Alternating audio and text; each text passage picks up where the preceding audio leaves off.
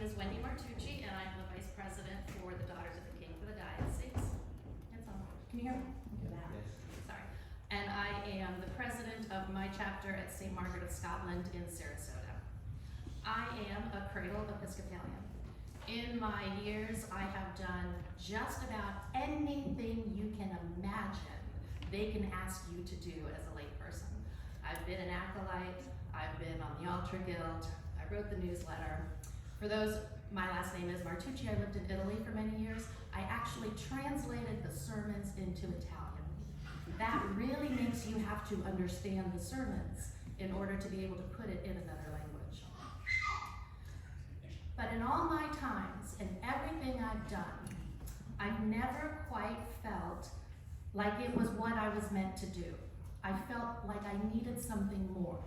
I felt like there was some sort of a tug, some sort of a call that I needed to try to do something else. It wasn't just sitting in the pew. So I would volunteer for something else.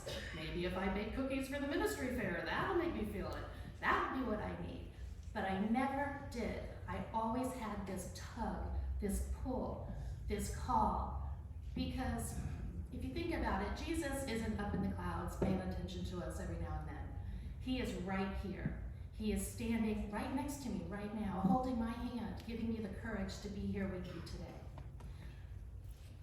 And I needed something.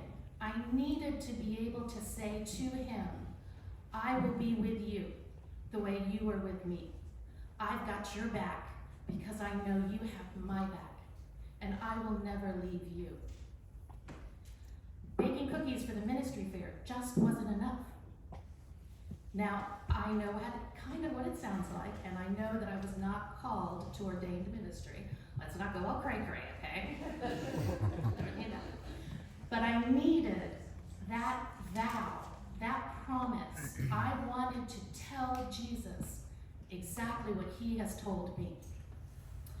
So one day I found out about the Order of the Daughters of the King. It's more than just a club. You can't, the second day you're there, we promise we won't put you on any committee because you do have to go through a discernment process. It's a thoughtful process that you go through.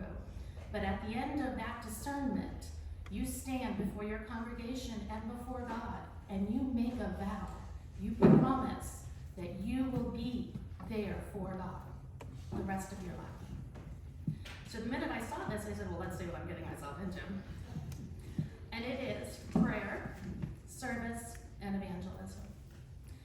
Well, obviously, I'm a very spiritual person, and I pray every day. So the idea of doing intercessory prayers for people, that wasn't easy. I've already started it. The whole idea of that, I have to pray every day. Well, we do that already. So prayer, I'm good with. Check. Service. Well, you just heard my spiritual resume. The good news is that is not what service means to the Daughters of the King.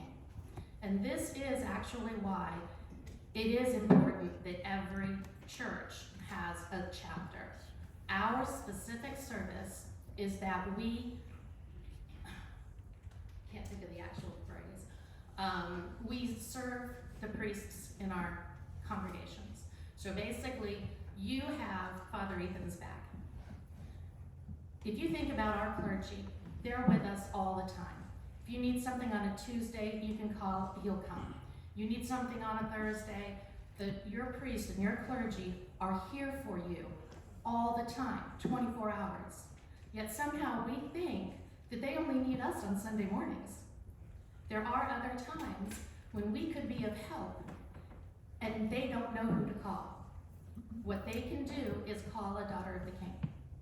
Doesn't mean you have to do it. It just means you say to him, I've got this, I'll handle it. Then you make your calls or you figure out, but he knows that if he calls on a daughter of the King, he can just lay that in their hand. I need you to help me with this. Boom, it's done. That is our service. And that is why it's so important to have a chapter in every church. So service, I like that idea. Pay it forward to God. Yay, check. Evangelism. Now that is the hard one for most of us. This is our blue, if you see Jackie and I.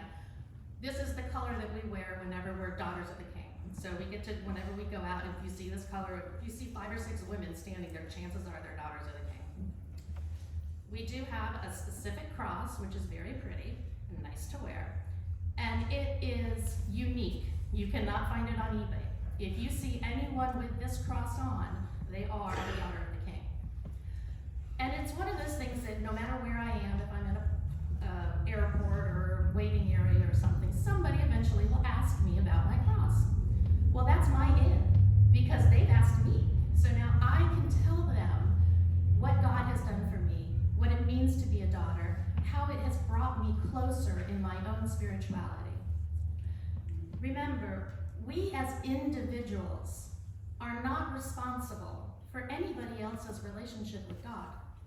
We're responsible for our own relationship with God. But by living in that, I hope that my story inspires other people to seek out their own story. We don't have to bring them. We make the introduction, and then they create their story. Evangelism. Jesus, while about Galilee, spreading the good news. He did not bring the most pious. He did not bring theologians. He brought everyday people. You do not have to be a cradle Episcopalian to be a daughter of the king. You don't have to serve on every committee. You don't even have to come to church every Sunday.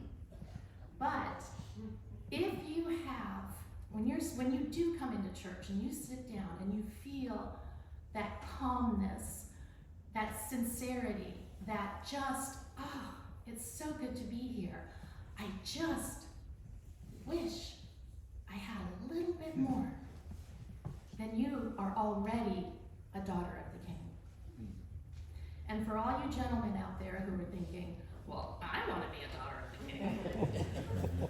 There is an organization called the Brotherhood of St. Andrew, and I'm sure they would love to come and talk to you as well. So that is my story, and I hope that somehow I have inspired some of you to seek out your own story with the Daughters of the King. Thank you. Thank you.